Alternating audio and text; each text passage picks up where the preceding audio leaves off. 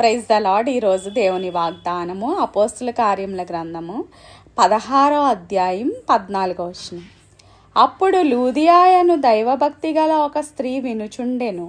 ఆమె ఓదారంగు పొడిని అమ్ము తుయతైరా పట్టణస్థురాలు.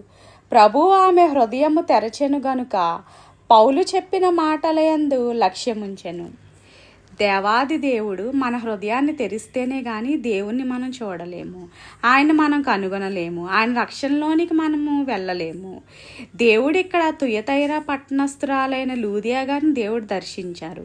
పౌలు గారు దేవుని సువార్తను ప్రకటించేటప్పుడు ఆయన ప్రార్థించే సమయంలో, ప్రసంగించే సమయంలో ఈవిడ లూదియా అనే ఆవిడ చాలా గొప్ప ధనవంతురాలు.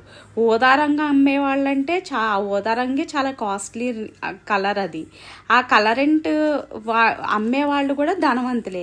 ఆవిడ అంత గొప్ప ధనవంతురాలు అయ్యుండి కూడా దేవుని వాక్యాన్ని విని స్వీకరించి దేవుని యందు విశ్వాసం ఉంచి ఆమె రక్షించబడమే కాకుండా ఆమె కుటుంబాన్ని కూడా రక్షించుకుంది.